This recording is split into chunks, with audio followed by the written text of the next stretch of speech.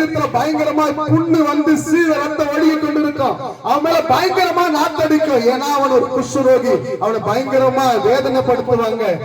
அவனை பயங்கரமா துன்பப்படுத்துவாங்க. அவன் கண்ணீரோடு வேதனையோடு கூட வாழ்ந்து கொண்டிருப்பான். ஏன்னா அவன் ஒரு குஷ்டரோகி. யாருமே அவனிடத்து அன்பு செலுத்த மாட்டாங்க. யாருமே அவனிடத்து அன்பாய் ஒரு வார்த்தை கூட பேச மாட்டாங்க.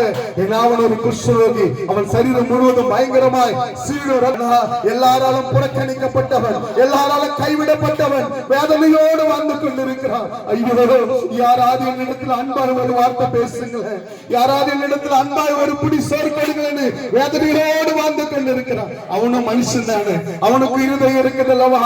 ஐயோ ஐயோ, எப்படி இந்த உலகத்தில் நம்ம வாழ போறோம் தெரியல. ஜனத்திற்கு மிகுந்த சந்தோஷத்தை உண்டாக்கும்படியாய் இயேசு அந்த வழியாய் வருகிறது. அந்த குஷ்டரோகி பார்க்கிறாங்க.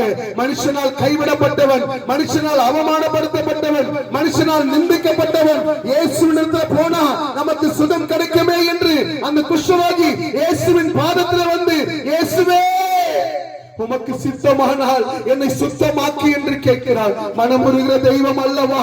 இயேசு சொல்லுகிறார், மகனே எனக்கு சித்தம் உண்டு, நீ சுத்தமாகி என்று இயேசு அந்த மனுஷனை தொடுகிறார். அந்த குஷ்டரோகியை